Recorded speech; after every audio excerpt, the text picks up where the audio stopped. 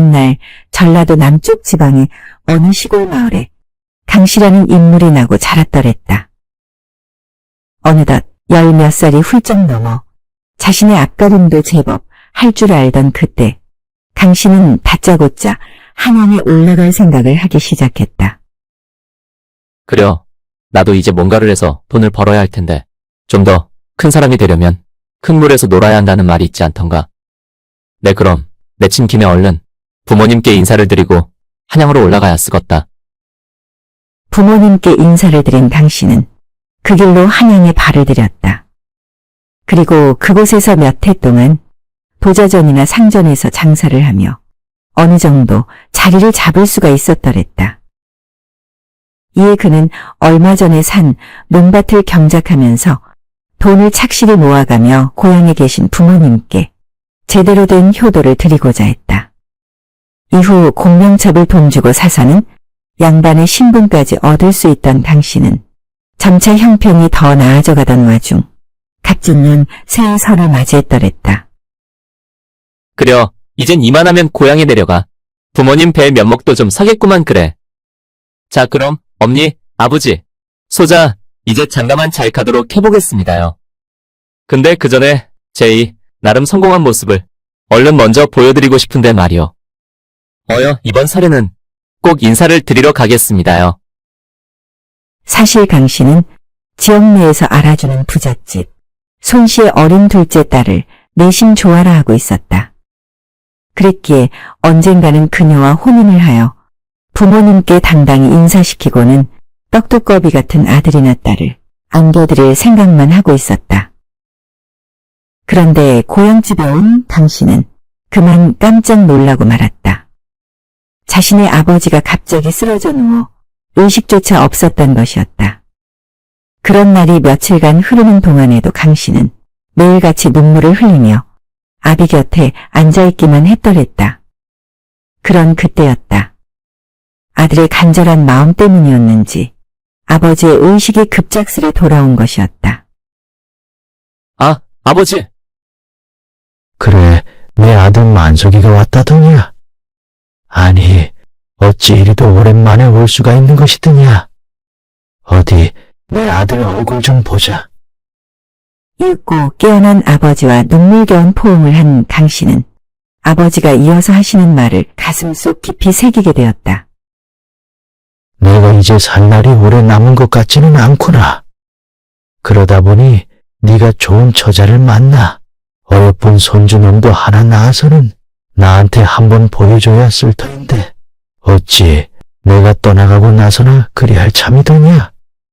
내 어떻게든 조금이라도 더 살 날을 기대하며 건강 잘 챙기고 있을 테니 어여 좋은 처자와 손주놈 데리고 하루빨리 꼭 다시 와다오. 특히 네 건강도 잘 챙기면서 말이다. 알겠느냐?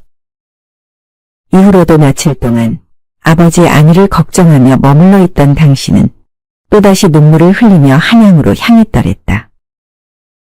한양 집으로 돌아온 강씨는 어찌됐든 돈을 더 착실히 모아가며 부잣집 손신의 둘째 딸이 더욱 클 때까지 기다리고 있었더랬다. 그런데 그러고도 한 해가 흐르던 그 어느 날 하루 종일 비가 억수로 내리더니 급기야 강물에 뚝이 터져 커다란 홍수가 나버리고 만 것이었다. 이에 온 동네에 물이 차오르더니 낮은 곳에 있던 집들은 모두 다 잠기는가 하면 언덕 너머에 있던 집들은 그저 지붕만 빠끔히 보이는 상황인 것이었다. 그나마 높은 지대에 살고 있던 강씨였기에 그는 그저 소나 닭들이 떠내려오는 것을 보고는 흠칫 놀라 입을 다물 수조차 없었더랬다. 그런데 이것이 웬일인가? 저 멀리 거센 물살로 떠내려오는 무언가. 웬 아녀자의 형상이 보이는 것이었다. 그녀는 그저 나무 판자 하나만을 부여잡은 채 하염없이 떠내려오고 있는 것이었다. 아니, 저것은 분명 사람인 것 같은데. 아, 빨리 건져주거나 봐야 할 일이겠다. 곧 제 몸을 던져 그 여인의 나무 판자를 잡아챈 강씨는 강 밖으로 간신히 빠져나올 수가 있었더랬다. 겨우 물 밖으로 나올 수 있던 여인을 흔들어 깨우는 강씨였다. 그리고는 의식이 없는 그녀를 바라보다 그녀가 안고 있는 보따리를 열어젖혔다. 그런데 아니나 다를까 그 보따리 안에는 마냥 울고 있는 갓난 아기가 든 것이었다. 어디서 아기 울음소리가 들리나 했더니 아니 어찌 저리도 급격한 물살에 이런 갓난아기를 놓치지 않을 수가 있었던 게요. 여인, 얼른 정신을 차려보시오. 하지만 제 아무리 흔들어 깨워도 좀처럼 반응을 하지 않는 여인이었다. 이에 평소 알던 상식대로 맥박을 짚어보고 숨을 쉬는지 코에 귀를 갖다 대기도 했건만 여인은 그 어떤 숨도 내쉬지 않고 있는 것이었다. 오직 나무판 자만을 꼭 붙든 채로 이미 저 시커먼 강물 속에서 세상을 떠버린 것이었다. 이에 주변 도움을 요청한다 해도 제 집 살림살이만 지키기 바쁜 이웃들이었다. 그리고 의원을 불러온다 해도 이미 시퍼렇게 핏기를 잃어버린 여인을 살릴 방도는 분명 없어 보이기만 한 것이었다. 이후 강 씨는 관가에 이를 알렸더랬지만 홍수로 인해 피해를 봤어도 신원이 밝혀지지 않은 사람은 그저 알아서 처리하라는 식이었다. 이에 강 씨는 하는 수 없이 본인의 손으로 직접 그 여인을 양지 바른 곳에 묻어주기에 이르렀다. 그리고는 이 아기를 어찌해야 할지 고민을 하는 강 씨였다. 아, 이를 어찌하면 좋을꼬. 이 핏덩어리를 달리 어디다 맡길 데도 없는데 말이지. 아니 근데 어찌도 이리 귀여울 수가 있단 말이냐. 내 어린 아이들이 이뻐 많이도 봐왔더랬지만 이토록 이쁘고 깜찍한 아이는 내 생전 처음 보네 그려. 강 씨의 얼굴만 마주하고는 마냥 빤히 바라보던 아이가 갑자기 생글생글 웃는 모습에 강 씨는 결국 그 아이를 보살피기로 결정했더랬다. 당장 그 손씨 둘째 딸과 인연을 만들어내기는커녕 하루아침에 생판 모르는 사람의 자식이 생겨버린 것이었다. 하지만 여러 날이 지나는 동안에도 아이를 돌보기란 여간 힘든 일이 아니었다. 그것도 아이를 처음 대하는 새파란 총각 입장에서는 누군가의 도움이 절실한 상황인 것이었다. 이에 강 씨는 방을 붙여 아이 돌봐줄 처자를 구하기에 이르렀다. 하지만 삭슬 올려달라거나 이라는 조건만 따지고 드는 처자들의 강 씨는 마냥 실망스러운 마음으로 그런 처자들을 돌려보내기에 바빴더랬다. 그런 어느 날 강 씨의 집으로 찾아온 또 한 명의 처자를 마주하고는 그 처자의 몇 마디 말에 흔쾌히 보모를 허락했더랬다. 제가 어린 시절 시집을 가 몇 번의 유선 끝에 아이를 낳았건만 전염병으로 그만 그 아이를 잃고 말았습니다. 그 슬픔에 평생을 살아오던 터였는데 그런 아이를 제가 돌볼 수만 있다면 전 죽어서도 여한이 없을 것만 같습니다요. 가뜩이나 아이의 나이가 당시 제 아이의 나이와 같기에 그 공고를 보고는 한 걸음에 달려왔더랬지요. 사실 큰 돈을 벌 의도도 없는 터입니다. 그저 제 자식 같은 아이만 돌볼 수 있다면 전 그것으로 족한 것이지요. 그 다음날 아이를 진심으로 대하면서도 뭐 하나 책 잡을 일 없이 매번 아이를 웃게만 하는 그 처자의 모습에 강 씨는 그제서야 마음을 놓기에 이르렀다. 그리고는 함께 나들이도 나가고 셋이 다정한 모습으로 둘러앉아 저녁밥도 먹으면서 서로의 웃음이 끊이지 않는 그런 아주 즐거운 시간을 보냈더랬다. 그리고는 그의 겨울 또 한 번의 새해를 맞이한 그때 아버지의 안위가 걱정되었던 강 씨는 얼른 고향집에 내려갈 생각을 하고 있었다. 그런데 지난번 아버지의 말이 떠오르는 강 씨였더랬다. 무엇보다 어여쁜 처자와 떡두꺼비 같은 손주놈을 원하고 계신 터였으니 이번에는 어찌 내려가서 뭐라 말씀을 드려야 할지 고민을 하기에 이르렀다. 그런데 순간 강 씨의 머리에서 비상한 묘책 하나가 떠오르는 것이었다. 그려. 아버지가 올해까지 계신 때가 마지막이 될지도 모르거늘. 저기 저 처자와 아이를 데리고 가면 정말 놀라 기뻐하실 것이 분명한 것인데 어떻게든 부모님께서 일단 맘 편히 계실 것을 생각해야 하는 것 아니겠는가. 그리고 무엇보다 아버지의 부탁을 들어드리는 일이 가장 우선되어야 할 것이 아니겠는가 말이다. 그 길로 처자에게 다가가 정중하게 부탁을 하는 강씨였더랬다. 한마디로 자신과 혼인하기로 약조한 여자인 것처럼 해줄 수 없냐는 말을 이어하는 것이었다. 그리고 그 키우고 있는 아이는 마치 함께 낳은 자식인 양 혼인 전에 미리 낳아버린 것처럼 얘기해 줄 순 없는지 생각을 물었더랬다. 그러자 이에 흠칫 놀라는 처자였건만 잠시 후 흔쾌히 그 부탁을 승낙하는 것이었다. 그리고 이들은 함께 마치 한 쌍의 부부처럼, 아니 마치 사이 좋은 새 식구인 것처럼 고향 집으로 내려가 부모님을 만나 뵙더랬다. 아이고 이것이 뭔 일이다냐? 너가 드디어 어여쁜 처자를 만나 손주놈까지 데려왔단 것이더냐? 아이고 이런 경사가 세상에 또 어딨다더냐? 아이고 내 손주놈 좀 안아보자. 얼씨구나 이놈 이뻐서 어찌할꼬. 이런 모습에 강씨의 어머니도 기뻐 마냥 눈가를 닫고만 계신 것이었다. 손주놈을 안고 있는 아버지도 한없이 기쁨의 눈물을 흘리고 계셨다. 그리고 이들 노부부는 밤새 강씨를 대견해 하는 것도 모자라 새벽 달기 울 때까지도 웃고 떠드는 데에 지칠 줄을 모르는 것이었다. 아니 어쩌다 이리도 예쁜 처자를 만난 것이요. 정말 내 아들이라지만 대견하다 대견해. 근데 혼인도 하기 전에 어쩌다 그 손주놈을 먼저 낳은 것이요? 얼른 혼인식부터 빨리 올려야 할 텐데 말이지. 그러자 아들인 강씨가 잠시 머뭇거리다 말을 이었다. 예, 저도 빨리 해야겠다 생각하고 있습니다요. 하지만 무엇보다 아버지께 그리고 어머니께 제가 낳은 아이를 먼저 보여드리고 싶었습니다. 어찌됐든 이리 말도 없이 데려와 너무 죄송스럽기만 합니다요. 아버지 어머니. 그러자 이 말에 손사래를 치는 강씨의 아버지였다. 죄송하긴 이 애비의 소원이었던 건 둘째치더라도 내 아들이 가족을 만들어 왔는데 이런 것이 집안 경사가 아니면 무엇이겠느냐. 어찌됐든 혼인식을 하고 나면 내 여기 있는 논밭 가정 일부 팔아 내 살림 장만에 보태줄 것이니 요즘 돈 벌기가 너무 힘이 들더라도 그리 큰 걱정은 말거라.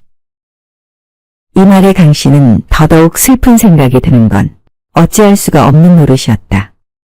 하지만 이제서라도 사실을 말한다는 건 아버지가 더 놀라 쓰러지실지도 모를 일이었기에 생각할 수도 없는 것이었다.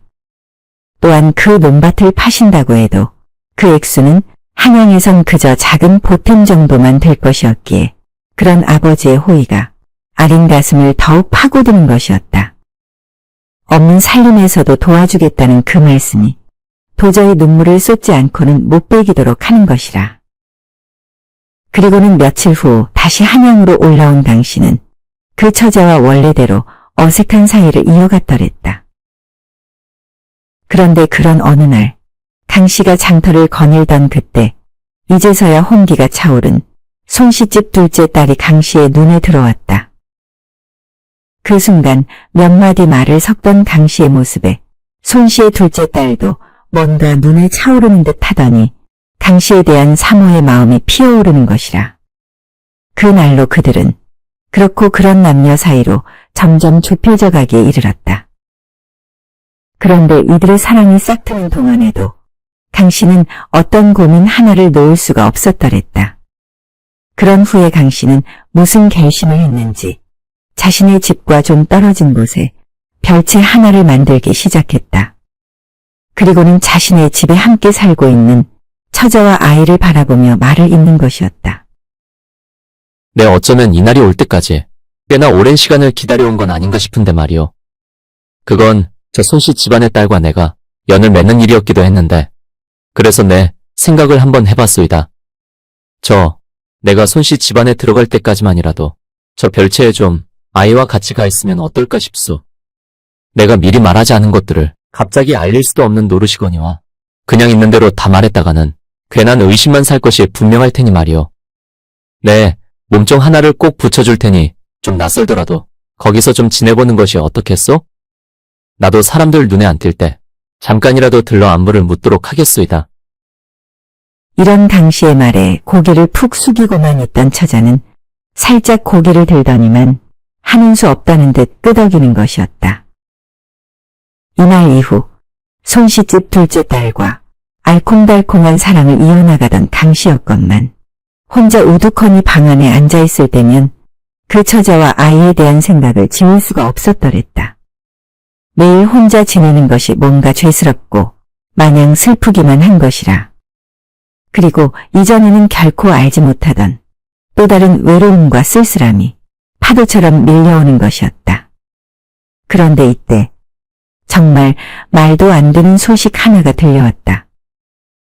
먼 위엔 마을에서 찾아온 한 남정네가 이 집 저 집을 기웃거리며 돌아다니고 있었는데 그는 오래전 아내를 강물에 떠나보내고 자식마저 잃은 터 그 슬픔을 못 이긴 채 거린이 되어버렸다는 것이었다. 그것도 수년 전 그 홍수가 났을 때의 일이었다는데 그런 남정네의 사연을 전해 들은 강씨는 이제 와서 아내와 자식을 찾으러 다닌다는 그가 살짝 뭔가 의심스럽기도 한 것이었다. 하지만 무엇보다 그 아이의 혈육을 찾아냈다는 생각에 나름 기쁜 마음으로 그 남정네를 찾아갔더랬다. 내 미리 얘기를 듣고 왔기에 그냥 한 가지만 묻겠소이다. 당신이 잃어버렸다는 그 아내가 어떤 인상이었고 그 홍수가 났던 당시엔 뭘 입고 있었는지 자세히 얘기해 줄 수가 있으시겠소?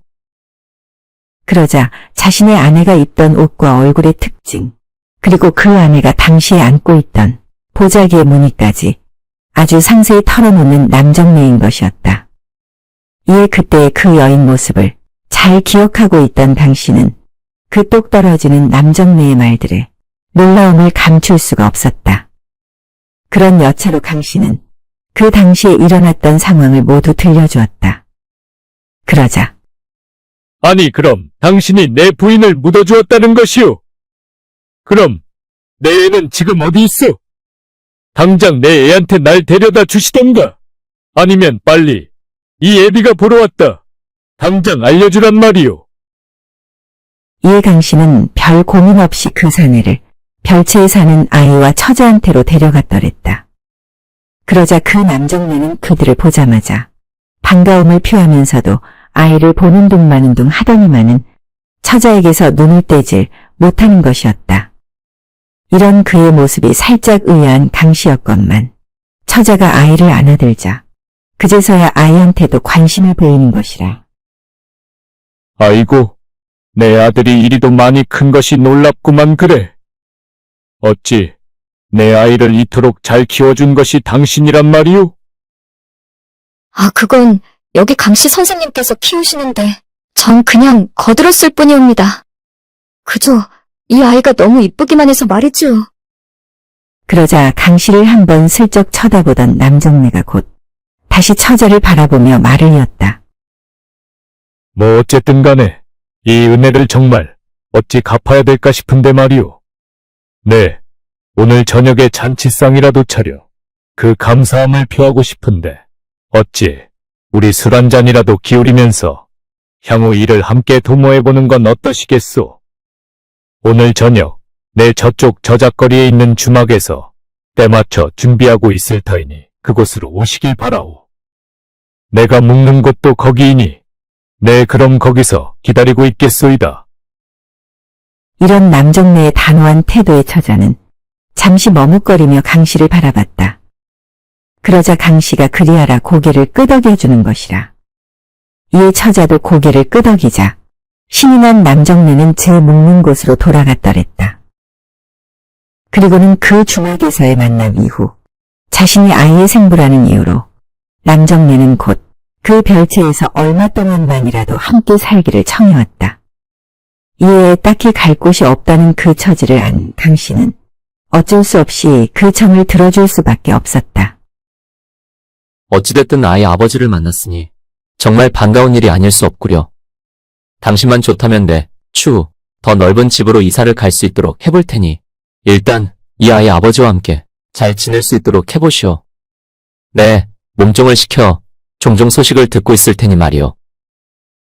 하지만 이런 부탁을 하고 난 당신은 뭔가 찝찝함이 남아있음을 지울 수가 없었더랬다. 마치 그 처자와 아이가 눈에 밟히기라도 한 듯 자신이 지켜주지 못하고 있는 현실에 큰 죄책감을 느끼고 있는 듯한 것이었다. 허나 그것이 뭐가 됐든 당신은 곧 손 씨의 둘째 딸과 혼인식을 준비하면서 바쁜 나날을 이어가고 있었다. 그러고 난 대략 일주일여가 흘러간 그때 그 별채에서 처자와 아이를 돕던 몸종이 갑자기 강 씨의 집으로 뛰어온 것이라. 그녀는 옷매무새가 흐트러진 채 몹시 당황한 모습으로 울며불며 정말 어이가 없는 이야기들을 늘어놓는 것이었다. 그래도 둘째 날까지는 괜찮았는데 말입니다. 그때부터 그놈이 술만 퍼마시더니만 아이는 안중에도 없고는 글쎄 안주인님께 덮치려 드는 게 아니었겠습니까? 그런데 안주인님이 용케 쫓아내시더니 방문까지 걸어 잠그고 계셨는데 다음날이라도 제가 이 사실을 알리려고 했지만 그때는 또 좀 잠잠한 것이었습니다요. 그리고 안주인님께선 강 선생님이 걱정하실지 모른다면서 그저 조용히만 있으라는 것이었습니다. 그런데 어제는 그놈이 더한 난리를 치더니만 이젠 아이한테까지 손찌검을 해대는 것이 아니겠습니까요? 그리고는 말리던 저를 내쫓아버리더니 지금은 그 안주인님께 어찌하고 있을지 모르는 상황이옵니다요. 아이를 어찌하면 좋단 말입니까? 이런 몸종의 말에 기가 막혀하던 당신은 그 자리에서 벌떡 일어났더랬다. 그리고는 머슴 둘을 불러 함께 별채로 향하는 것이었다. 그 길로 별채에서 남정네를 내쫓아버린 당신은 처자와 아이를 다독이며 위로를 해주었다. 그리고는 광가에 알려 그 사내를 벌주려고도 해봤지만 그것은 결코 쉬운 일이 아니었더랬다. 그 남정네는 얼마 전 부임한 이 고을의 사또와 친인척 관계였던 것이었다. 바로 윗 고을에 살 때만 해도 더한 행패를 부려온 자로 유명했건만 자신의 매형이 있는 이 고을로 내려와서는 아예 맘을 먹고 술을 퍼마셔온 것이라. 이에 고을의 사또는 증거가 없는 이상 그 남정네를 잡아들일 순 없다고만 하는 것이었다. 이러한 터 이젠 그 남정네는 당시의 처자와 아이에게 보복을 하려 주막에 앉아 술잔을 기울이며 이만 갈고 있단 것이었다. 이에 별채에서 두려움에 떨고 있을 처자와 아이의 한숨 짓는 당시였다. 이런 모습에 그 연유를 알지 못한 손 씨의 둘째 딸이었건만 조심스레 위로의 말을 건네는 것이었다. 이런 그녀의 속 깊은 모습에 강 씨는 결국 그간 다잡고 있던 마음을 열고 처한 모든 상황들을 빠짐없이 얘기해 주었다. 그러자 손 씨 둘째 딸의 반응은 생각보다 차분한 것이었다. 그럼 그 남정네가 또 일을 벌일지 모른다는 것이군요. 그렇소. 내 이놈을 어찌 벌해야 할지. 이전에 내가 건진 그 여인네한테도 손찌검 했을 것이 분명해 보이는데. 이 얘기에 곰곰이 생각에 잠겨있던 손 씨 둘째 딸이 걱정 말라며 하는 말이 정말 놀라운 것이라. 자신만 믿고 그 물증을 찾았다는 말로 광가에 일러서는 그 남정네를 불러들이란 것이었다. 이리하여 광가로 불려진 남정네는 마냥 고개만 뻣뻣이 든 채로 귀찮다는 말만 이어하는 것이라. 사또도 물증이 어디 있냐며 강 씨를 닦아세우기에 바쁘기만 한 것이었다. 그런데 이때였다. 팔도 관찰사님 납시오. 순간 광가 안이 고요해지더니 대문이 활짝 열리며 이전에도 다녀간 바 있던 암행어사가 등장하는 것이었다. 그리고는 그 뒤로 그 기품이 당당하게 이를 데 없는 팔도 관찰사가 발을 들이는 것이라. 지난 홍수 재해 때부터 이 고을에서 일어난 일들을 세세히 듣고 있던 바, 지금 여기에 자신의 아내를 강가로 밀었다던 사내가 있다 얘기를 듣고 왔다. 자, 어디에 있느냐? 그 이름을 김가역이라 들었거늘? 그러자 한쪽에 엎드려 있던 그 턱수염의 사내가 몸을 움찔하더니만 벌벌 떨기만 하는 것이라. 이에 사또가 고개를 들더니 포졸들을 시켜 그 김가역을 일으켜 세웠다. 계속 내빼기만 할 김가역이었기에 사또 자신이라도 이를 바로 알려 괜히 튈지 모를 불똥을 막아볼 심산이었다.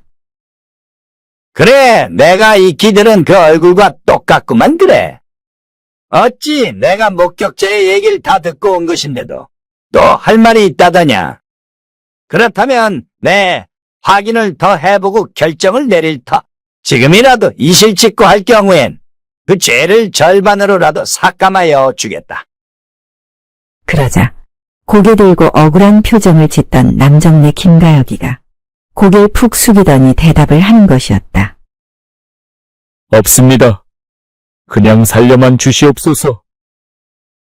그러자 이번엔 사또를 바라보던 관찰사가 말을 이었다. 네, 여기에 부임한 지 얼마 안 됐다던 사또 얘기도 많이 듣고 온 터였어. 일전에 횡령죄로 고소를 당한 뒤에도 어떤 식으로든 빠져나가 여지껏 주시를 해오고 있던 터. 백성이 어려움을 토로해도 증거가 없다며 귀찮아하질 않나. 지은 죄가 있었던들 매형 매제라는 허울로 보호해주기만 바쁘다는 얘기에 내 기가 차 이리도 직접 내려온 것이 왜다. 어찌 사또 당신 또한 할 말이 있으시겠어? 그러자 사또 또한 고개를 한번 들어보이더니만 없다며 고개를 푹 숙인 채 엎드려 있기만 한 것이었다. 자, 그럼 여봐라. 여기 이 관가에서 뭐 하나 의심스러운 것이 나올지 모르니 온갖 문서를 샅샅이 뒤져보도록 하라. 그리고 이 사또의 행각을 엄히 다스릴 예정이니 당장 이 자를 묶어 한양으로 압송하도록 하라. 그리고는 남은 이들을 안심시키는 관찰사였다. 이런 놀라운 일을 겪은 뒤에 강 씨는 손 씨의 둘째 딸을 만나 이 상황을 얘기하기에 이르렀다. 그러자 그리 됐다 하니 정말 다행이옵니다. 그렇지 않아도 제가 말씀드리려 하던 터였는데 그 관찰사는 제 조부모님의 제자로 익히 우리 집안과 오래 교류를 해온 터였습니다. 네, 오라버니가 하시는 걱정을 진작 눈치로 알고 그 남정네의 과거를 알아봤더니 글쎄 자신의 아내한테도 못할 짓을 했다는 것이 아니었겠습니까? 그래서 제가 손을 좀 쓴 것이온데 뭐가 됐든 강씨 오라버니께서 안심하셨다니 이제야 제 조림맘도 좀 풀어지는 듯 하옵니다. 정말 다행이옵니다. 이 말에 너무 놀라 할 말을 잊은 듯한 강 씨였다. 그러자 이젠 오라버니의 속마음을 차분히 들여다볼 때입니다. 감히 제가 충언을 드리자면 오라버니의 운명은 이미 그 맘속 깊이 들어와 있는 처자와 아드님인 것 같습니다요. 저에게 처음 그 얘기들을 꺼내놓으실 때 오라버니의 진심 어린 눈빛을 보고 저도 확신할 수 있었더랬습니다. 그 두 사람이야말로 강씨 오라버니로 인해 산 사람들이거늘 진정한 가족도 그런 의미로 존재하는 것이 아닐까 합니다만 이제 얼른 집으로 돌아가셔서는 이 기쁜 소식을 빨리 알리심이 어떨까 합니다. 그리고 진짜 가족을 만드셔서 이젠 걱정 하나 없이 그저 만수무강하며 편안히 사시기만을 바랄 뿐이옵니다. 하며 눈시울이 한없이 붉어지는 손 씨 둘째 딸이었다. 이미 강 씨의 눈에서도 닭똥 같은 눈물이 뚝뚝 떨어지고 있던 터였다. 그리고 그들은 서로를 얼싸안은 채 한동안 그곳에 서 있기만 했다. 이후 그 처자에게로 달려간 강 씨는 남정네가 잡혀간 소식을 알린 뒤에 자신이 느껴온 진실된 마음을 상세히 전하였다. 그러자 그 처자도 눈물을 흘리며 그간 진심으로 사모해왔던 마음을 알리기에 이르렀다. 그리고 그들은 한 집에서 살기로 정하고 나서는 몇 달 뒤에 혼인식을 치렀다. 그리고 또 한 번의 설을 맞이하여 이들 세 식구는 아리따운 새한복을 입고 강 씨의 고향집을 찾아갔다. 그 길에서 강 씨는 이제서야 어엿한 아내가 된 처자와 아들을 바라보며 한없이 뿌듯한 미소를 보였다. 여보, 그래도 이번엔 진짜 부인 역할 제대로 할 수 있겠지? 그때도 뭐 실수 하나 없었지만 말이오. 그러자 강씨 부인이 환한 미소를 보이며 화답했다. 아, 그땐 아내인 척 하는 것만도 좋았어서 그리 한 거였는데 지금은 진짜 부부가 된 마당에 뭐 실수할 일이 있겠소? 우리 애가 잘 커준 덕분에라도 아버님이 오래오래 건강하시기만을 걱정하십시다. 그럼 우리가 또 뭘 바랄 것이 있겠소? 이때 앞서 걷고 있던 아들이 소리를 쳤다. 아버지, 언니, 저기 저 할아버지 할머니가 보입니다요. 네, 먼저 뛰어가도 될까요? 이에 그러라고 동시에 대답하는 강씨 부부였다. 그러고는 서로를 바라보며 행복한 웃음을 보이는 그들이었다.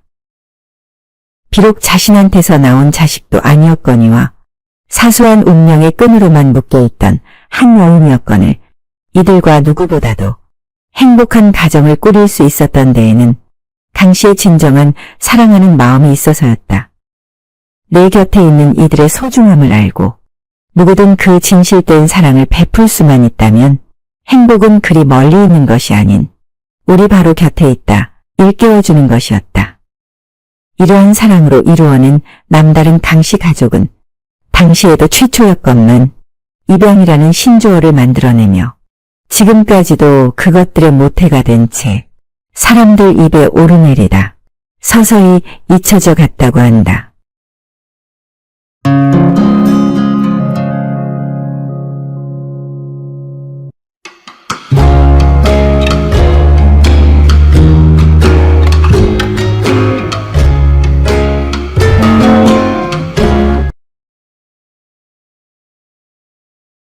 옛 조선 후기 어린 헌종이 세상을 뜨고 그의 사촌 철종이 즉위하고 난 얼마 안 된 시점 청계천 수표교 근처에 살던 역관 이은영은 오늘도 마냥 한숨을 짓고 있었다. 아니, 노씨가 직접 가져온다던 그림은 왜 여태껏 안 오는 건가? 오늘 딱 그 그림을 봤으면 좋으련만. 그러자 이 씨의 아내가 남편의 성질을 돋궜다. 아, 그런 그림 모아둔다고 어디서 돈이 나온답니까? 살이 나온답니까? 차라리 건너집 사는 안서방네처럼 물 좋고 공기 좋은 산풍경으로나 직접 감상하러 댕길 일이지? 왜 그런 종이 그림 따위에 안달을 했었소? 이에 한심하다는 눈빛의 이 씨가 말을 이었다. 그 모르는 소리 말라니까는. 이런 명나라 원나라 그림 한 점이 어디 구하기가 쉬운 줄 아시오? 내가 통역 일로 타지에 갈 때마다 그걸 구하는 데에만도 엄청난 공이 들어가는 것인데 감히 종이 그림 따위라니? 장인어른이 들으셔도 크게 노하실 소리를 어디 함부로 내뱉느냐 말이오. 이런 그림의 가치가 얼마나 큰 것인지 알만한 사람이 할 수나 있는 소리요. 그러자 매번 같은 소리라는 듯 손사래를 치던 아내가 답했다. 아이고, 또 그런 그림을 몰라배 죄송하오이다. 내 어쩌다 당신이 그린 그림이나 좋아하면 될 줄 알았지. 그럼 모르는 사람의 그림까진 어찌 칭송을 해야 할까 싶소. 난 당신하고 내 아버지 그림만으로도 족하니 이젠 저 아궁이 불이나 좀 봐야 쓰겄소. 하며 부뚜막으로 내빼는 부인이었다. 사실 이 씨도 어린 시절부터 줄곧 그림을 그려온 터였다. 그러다 보니 당대에 알아주는 화가 집안의 사위가 된 것도 어찌 보면 당연한 일이었다. 하지만 그림을 볼 줄 아는 눈이 커갈수록 또 화가인 장인어른의 그림을 직접 접할수록 이 씨 본인의 그림에 대한 자신감은 줄기만 하는 것이라. 그림도 타고난 소질이 있어야 함을 그 누구보다도 잘 알고 있는 이 씨였다. 마침 그는 역관의 중책으로 명이나 청, 원나라를 오고 가던 터였기에 그때부터 사모으던 그림들이 이젠 곳간 한 곳을 가득 채우고도 남는 지경에 이른 것이라. 한때의 이 씨 그림 실력은 이들 유명 화가의 그림들을 사모으는 것만으로도 대신 채워지는 듯한 것이었다. 그런 여차에 또 청나라를 방문했다가 얻어낸 그림들로 감탄을 이어하던 이 씨가 어느 날 각 지방마다 퍼지며 사람 목숨까지 위협한다던 그 무서운 열병에 걸리고 만 것이었다. 아이고야, 이 몸이 어찌도 이리 뜨거운 것입니까? 여보, 정신 좀 차려보셔요. 여보. 이 씨 아내가 놀라 동네의 용한의원을 불러왔지만 이 씨의 열은 좀 채 가라앉을 생각을 않고 있었다. 그런 와중에 알턴 이 씨가 뭘 봤는지 실눈을 뜨며 초점까지 잃은 채로 허공에 손을 가리켜 헛소리를 해대는 것이라. 아, 그리 갈 거면 나도 데리고 가시오. 아, 나도 같이 올라가잔 말이오. 그런 며칠이 흐른 후 아내의 정성어린 간호 덕분이었는지 결국 이 씨는 제정신을 차릴 수가 있었더랬다. 여보, 이제야 좀 정신이 드시오? 응, 이제야 좀 살 것 같구려. 정말이지. 네, 잠시 죽었다가 살아난 기분이요. 이전보다 훨씬 더 수척해진 모습의 이 씨는 병세가 완전히 호전된 이후에도 뭐 때문인지 평소 기력을 되찾지 못하고 있었다. 거기다 말수까지 적어진 것은 물론이요. 무엇보다 매일 같이 바라보던 그 수많은 그림들을 단 한 번도 마주볼 생각을 않는 것이었다. 그러면서 때마다 마당채에 나와서는 뒷짐을 진 채로 그저 먼 산만을 바라보는 이 씨였다. 그 모습에 아내가 괜찮냐고 묻자 생전 처음 하는 소리만 해대는 것이라. 그래도 심한 열병을 앓고 나니까 말이오. 내 사는 것이 다 무슨 의미가 있는지 싶은 것이었어. 뭐 때문에 이리도 애쓰며 살아가고 있는 건지. 내 그런 삶의 의미가 더욱 궁금해지기만 하는 것이 아니겠소. 이런 남편의 중얼거림에 이 씨 부인은 며칠 밤 앓은 열병 때문에 머리가 어찌 된 것인가 싶어 시간을 더 두고 지켜보려 했다. 그런데 그러고 난 며칠 후 그랬던 이 씨가 글쎄 깜쪽같이 집안에서 사라져버린 것이 아닌가. 평소 가까운 데를 나가도 매번 얘기라고 나가던 이 씨였건만 밤이 새도록 들어오지 않자 이 씨 부인은 머슴을 시켜 그를 찾기 시작했다. 아니, 이리도 밤이 깊었는데 안 들어오는 것이 뭔 일이다냐? 찾으러 나간 머슴도 깜깜무소식이고 대체 이 일을 어찌하면 좋단 말이냐? 다음날 아침이 돼도 이 씨가 들어오지 않자 아내는 곧 이 씨 방을 뒤지기 시작했다. 그리고는 평소 이 씨가 즐겨 입던 옷가지와 보찜 보따리가 사라진 것을 보고는 이 씨의 아내는 그만 그 자리에 주저앉고 말았다.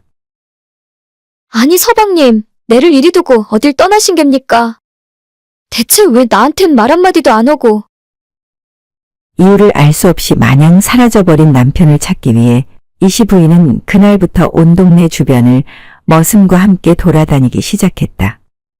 하지만 그 어디에서도 이 씨를 봤다는 사람은 찾을 수가 없는 것이었다. 온갖 집안일도 전부 다 멈춰버린 이 시점에 이 씨의 부인은 망연자실 대청마루에 앉아 생각에만 잠겨 있었다. 그래 여보, 내가 잘못했어. 그토록 그림에만 빠져 사는 당신이 그저 걱정이 되어 그런 것이지. 당신의 그림 보는 안목이나 당신이 좋아하는 걸 무시해서 그런 것이 아니외다. 어찌 내도 화가인 아비 밑에서 자라 당신의 안사람까지 된 마당인데 뭐 얻을 것이 있다 그랬겠소. 그냥 내가 괜한 트집을 잡았던 것이니 이제 그만 노여움을 풀고 집으로 돌아오시오. 아, 어서. 그저 멍한 표정으로 앉아만 있던 이 씨 부인은 뺨을 타고 흘러내리는 눈물에도 아랑곳 없이 마냥 혼잣말만 내뱉고 있었다. 자신의 남편이 사라진 이유가 모두 제 탓으로만 여겨졌기 때문이었다. 그리고 다음 날 해가 중천에 뜬 마당채로 나온 이 씨 부인이 웬 보따리 하나를 들고는 대문간 앞에 마주섰다. 그 모습에 놀란 머슴이 얼른 다가와 물었다. 아니 마님, 아침부터 웬 보따리를 들고 계십니까? 그러자 이 씨 부인이 말했다. 어찌 바깥 양반이 사라졌는데 내 이 집구석에만 있을 수 있다더냐. 이제껏 여 동네 안을 뒤졌다면 이젠 저 동구 밖을 나가봐야 할 일이지. 그러니 너는 걱정 말고 이 집이나 잘 지키고 있거라. 저기 저 소 염을 주는 거는 잊지 말고. 이에 어찌 혼자 가실 수 있느냐며 반쯤 막아세우는 머슴이었건만 이를 뿌리친 이 씨 부인은 금세 마을 어귀로까지 나와 먼 산을 향해 걷고 있었다. 당신이 어느 방향으로 갔을지 내 알 수는 없다만 뭐 길이라도 만들어가면서 찾아야 되는 것 아니겠소? 당신이 어디서 어찌 됐을지 모르는 이상 내 죽어서라도 당신을 찾을 테니 그리 아시구려. 하며 이를 악문 채로 혼잣말을 이어가던 이씨 부인이 지나는 곳 만나는 사람마다 남편을 본 이가 없는지 따져 묻기 시작했다. 평소 낯선 사람들을 경계하던 이씨 부인이었건만 누군가 남편을 봤을지도 모른다는 생각에 그런 낯가림은 온데간데 없는 것이었다. 하지만 하루 반나절이 다 되도록 얼마를 걸어 다녔을까. 타 동네 사람들도 남편의 이름은 들어본 적이 없다며 고개를 내젓기가 일수인 것이라. 금세 어둑해진 밤하늘에 달빛을 따라 걷던 이씨 부인이 결국 하룻밤 머물 곳을 찾던 도중 눈앞에 들어온 작은 주막 안으로 발을 들였다. 저 하룻밤만 묵고 갈 방이 있을까요? 이에 초췌한 이씨 부인의 모습을 본 주모가 말을 이었다. 내일부터 5일장이라 빈 방은 없는디요. 어찌 그럼 내가 자는 방에서라도 묵다 가시겠소? 그러자 별 고민 없이 주모의 제안을 받아들인 이씨 부인은 곧 녹초가 된 몸을 빈 방 안에 뉘었다. 쉴 새 없이 걷다 보니 먹을 힘도 남아있질 않았기에 국밥 한 그릇 갖다 주겠다는 주모의 호의도 마다한터였다. 하지만 그보다도 남편의 행방이 오리무중이었기에 밥이 목구멍으로 넘어가질 않는 탓이 더 큰 듯했다. 그리 누운 채로 얼마나 잠이 들었을까. 옆방의 시끌벅적한 소리에 잠을 깨고만 이씨 부인은 허기진 배를 부여잡고 몸을 일으켰다. 여러 사람이 함께 머무는 듯한 옆방의 소음은 가히 대낮의 저잣거리 풍경을 연상케 하는 것이었다. 아이고, 이 집 주모도 참 고생이 많구만 그래. 어찌 옆방 소리가 코앞에서 들리는지 오늘 잠은 다 잤네 그려. 당장이라도 국밥 하나를 달래볼까 몸을 일으키려던 이씨 부인이었건만 옆방 누군가의 희미한 목소리에 그녀는 곧 그 자리에 얼어붙고 말았다. 아, 어찌 그런 그림들을 다 갖고 있다는 건지 참. 당장 보여줄 수도 없는 것을 누구 보러 믿으라는 거냐며 내가 따졌지 뭐요. 아, 근데 무슨 명나라 그림이 어떻고 저떻고. 웬 나이가 지긋한 노인의 말소리에 이씨 부인은 황급히 일어나 그 옆방 문을 열어젖혔다. 저 말씀 좀 묻겠소이다.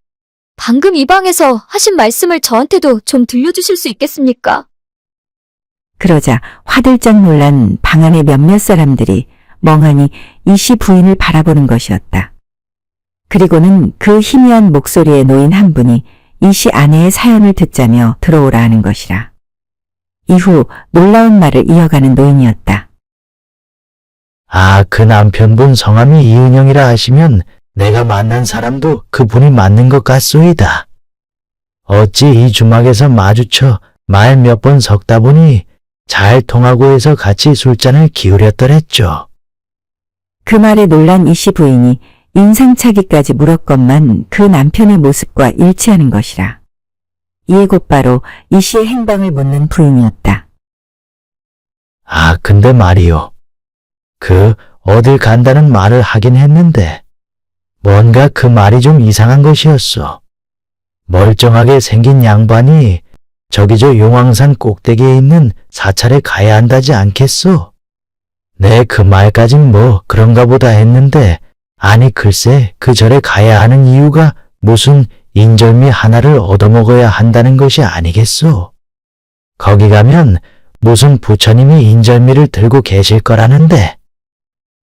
그 해괴한 말에 이씨 부인은 그때가 언제인지를 묻는 것이었다. 한 이틀 된 것 같소. 내가 이 주막에 온 지도 벌써 3일째니까는. 방에서 나온 이씨 부인은 다음날 새벽 달기 울자마자 멀리 보이는 용왕산으로 향했다. 산 이름도 처음 들어보는 것이었지만 그 용왕산 절까지 오르는 길을 주모한테 단단히 물어놓은 상태였더랬다. 이내 낮은 고개 하나를 넘어 또 다른 산길을 들어서니 어느 정도 가파른 절벽이 나오는 것이었다.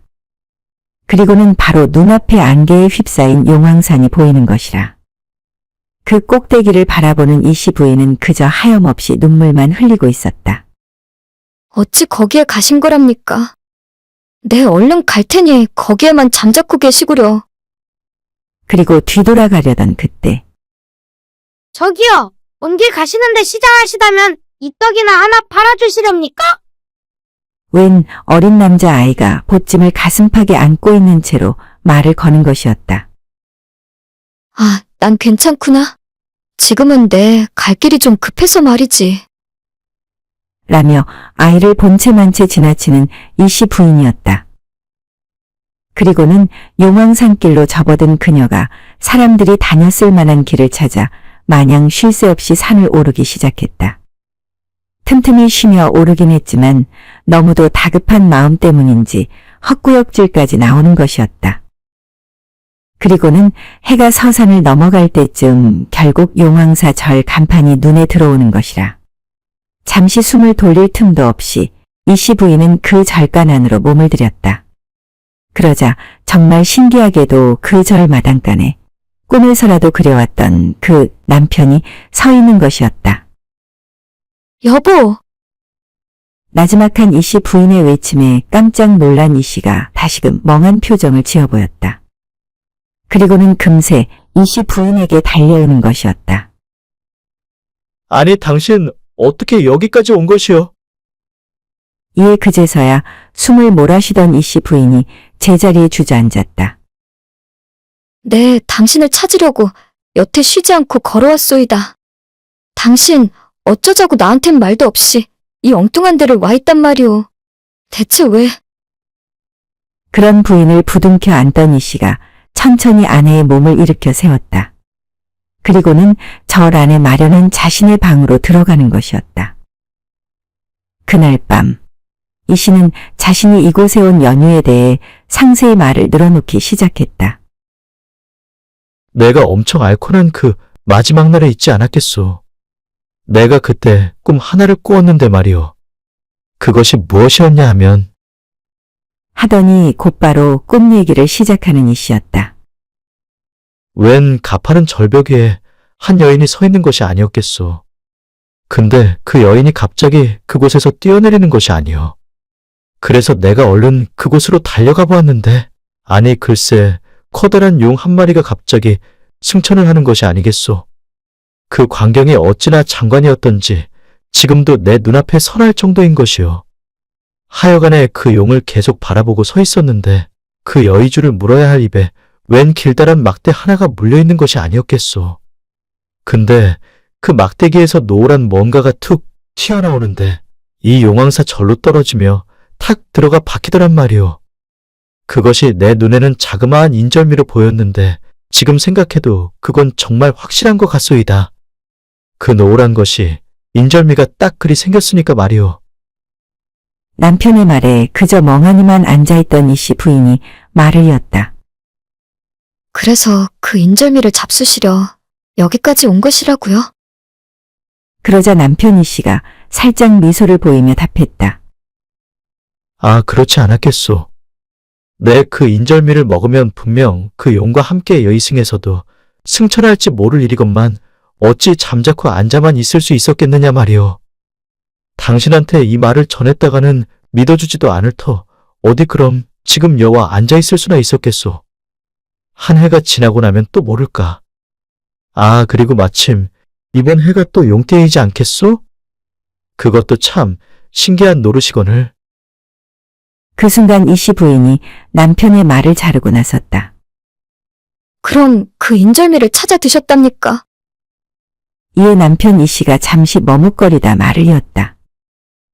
아, 그것이 여기 계신 스님들은 평소 떡을 잘 안 드신다는데 말이오.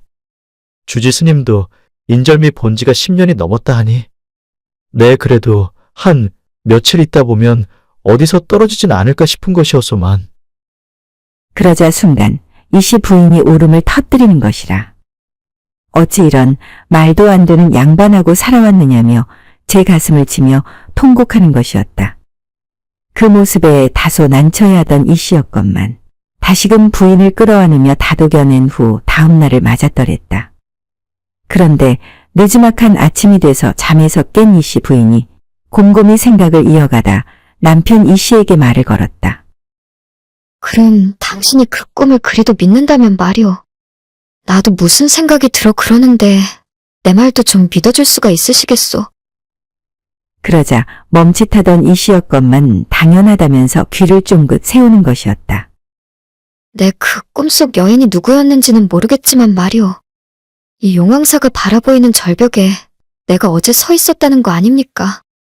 근데 웬 어린 아이가 떡을 사달라며 보자기를 들어보이는데 내 그냥 지나치며 슬쩍 보았다지만 분명 노을한 인절미가 들어있는 것이었소. 내 그 길로 이 용왕사에 온 것이었는데 뭐 때문인지 그 기억이 내 머릿속을 떠나질 않았는데 말이오. 당신이 꿈에서 보았다던 그 인절미와 뭔가 연관이 되진 않나 싶긴 한데. 라고 하면서도 자신이 이 말을 왜 하나 싶은 이씨 부인이었다. 하지만 잠시 생각에 잠기던 이씨는 곧 주지 스님이 계신 방으로 향하는 것이었다. 스님, 여기 제 아내이옵니다. 어젯밤에 혼자 올라왔는데 시간이 늦어 미처 인사를 올리지 못했습니다.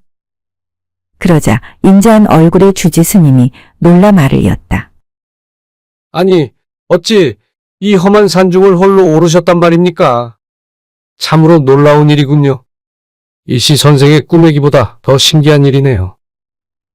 라며 호탕한 웃음을 보이는 스님이었다. 그리고는 이씨가 전하는 아내의 경험담을 경청하더니 곧바로 고개를 끄덕이는 것이었다. 네, 그럴 줄 알았소이다. 이제야 그 깨진 해몽 조각이 맞춰지는구려. 그러자 놀라 묻는 이씨였다. 아니, 제 꿈의 해몽 말씀이십니까? 그렇소. 이 선생이 꾸신 꿈에서 나온 여인은 내가 볼 때 지금 옆에 계신 부인이시오. 이에 덩달아 놀라는 이씨 부부였다. 꿈속에서 희미한 채로 안 보였다 하시겠지만 이 선생의 부인께서 그곳에 서 계실 운명이었단 말이외다. 그리고 그 여인이 뛰어내려 용이 된 것이 아니라 그리 보였던 것이었을 뿐 사실 이씨 부인께서 직접 용을 타고 오르신 것이지요. 다시 말해 승천하는 용을 타려 그 절벽에서 뛰어내린 것처럼 보였다는 것이외다. 그 말에 무릎을 탁 치는 이씨였다. 그리고 승천하는 용이 물고 있던 것은 분명 붓으로 생각됩니다만 어쨌든 거기서 튀어나온 떡이 이절로 들어왔다 함은 이 선생을 직접 이리로 오도록 했다는 것인데. 순간 생각에 잠기는 듯 하던 스님이 곧바로 말을 이었다. 그렇기에 무엇보다 그 떡을 팔던 아이가 중요한 것 같소이다. 그 아이가 용으로 승천할 운명을 타고 난 터 이 선생의 부인을 만나 태웠고 그 사실을 그 떡으로 알린 것이지요. 이곳 용왕사로 이 선생을 직접 오도록 해서 말입니다. 이 말에 환한 미소를 보이는 이씨가 고개를 끄덕이더니 감사의 인사를 전했다. 예, 스님, 알겠습니다. 그럼 그 아이를 얼른 찾아나서 봐야겠군요. 그러자 스님도 고개를 끄덕였다. 그 아이가 어떤 운명을 타고났는진 모르겠지만 분명한 건 그 붓과 연관이 있을 거란 것입니다. 보통의 여의주 대신 그 승천하는 용이 붓을 물고 있었으니까 말이오. 이에 이씨 부부는 곧바로 짐을 싸더니 떠날 채비를 했더랬다. 그리고 주지 스님께 인사를 드린 후 곧장 용왕산을 마주하고 있는 마을로 내려갔다. 이씨 부인이 절벽에서 마주했던 그 떡을 팔던 아이를 찾기 위함이었다. 곧바로 5일장이 들어선 장터에 발을 들인 이씨 부부는 곳곳을 돌아다니기 시작했다. 하지만 한양에서 김씨 찾는 마냥 떡 파는 이들 속에서도 그 아이는 좀채 보이지를 않는 것이었다. 어찌 여기 없으면 없는 것이지 다른 찾을 데가 또 있다 말입니까? 이러다간 전국을 다 뒤져야 할 판이라고요. 그냥 이제 돌아가는 것이 어떨지요. 하지만 아내의 이런 설득도 잘 통하지 않는 이씨였다. 분명 용왕산이 보이는 절벽에서 내려왔으면 이 마을뿐인 것인데 어찌 떡 파는 장터 구석진 곳에서도 찾을 수가 없는 것인지 아님 한 번에 다 팔아내곤 진작 집으로 들어가 버린 것일지도 모른다는 생각에 이씨는 곧 망연자실한 표정을 지어 보였다. 그런데 그때였다. 아니 여보, 저기 저 아이인 것 같소. 그 말에 놀란 이씨가 아내가 손으로 가리키는 곳을 바라봤다. 그러자 장터와는 멀리 떨어진 우물가에서 웬 어린 아이가 물을 떠먹고 있는 것이라. 곧바로 그 아이에게로 다가간 이 씨가 말을 걸며 궁금한 것들을 물었다. 그러자 예, 전 무반인 대원 장씨 집안의 사람으로 이름은 승업이라 하옵니다.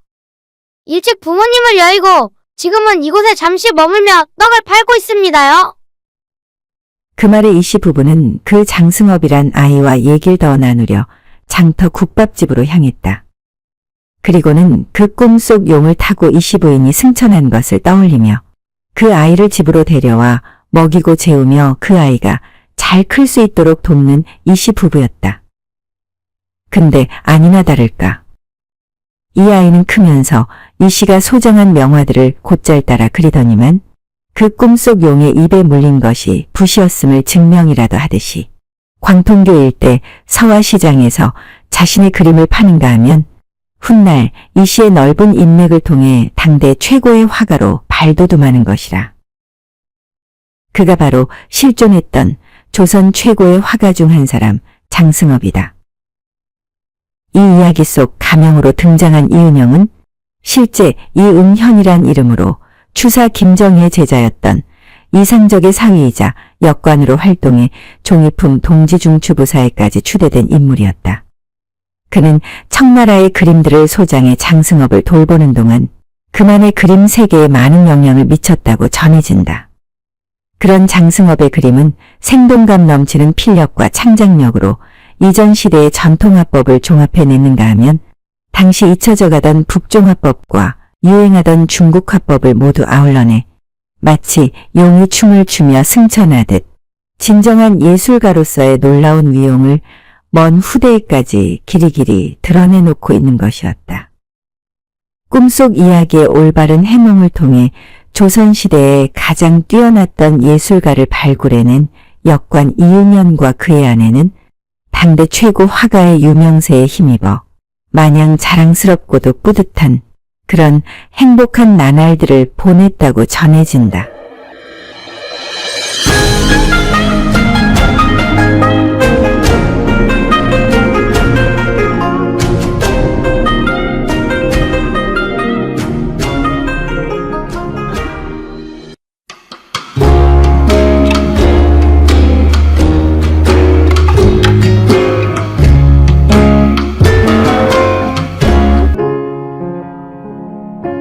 옛날 산골 마을에 조서방과 호라비 최씨가 살았다. 둘은 친하게 지냈는데 조서방은 집을 떠나 여러 마을을 보름 정도씩 묵으며 박물을 파는 박물장수였다. 아버지 조서방이 집을 떠나 돌아올 때까지 어머니와 8살인 건우는 집을 지켰다. 요즘 건우가 보니까 아버지가 멀리 가서 집에 없을 때면 윗마을 사는 호라비 최씨가 어머니한테 지나가다 들렀다면서 냉수 한 사발 달라고 자주 집에 오는 것이었다. 그러면 어머니는 참 반갑게 맞이했다. 어떤 날은 어머니가 고운 자색 저고리를 꺼내 입고는 최 씨가 오면 떡도 주고 누룽지도 주며 미소도 한가득 보내는 것 같았다. 어머니는 아버지와 같이 있을 때보다 최 씨하고 있을 때 더 상냥하게 말했다.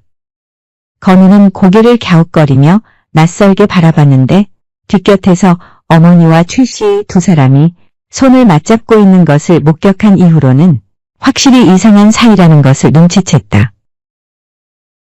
오늘도 최 씨가 어머니가 있는 부엌으로 들어가길래 건우는 몰래 가까이 가서 엿들었다.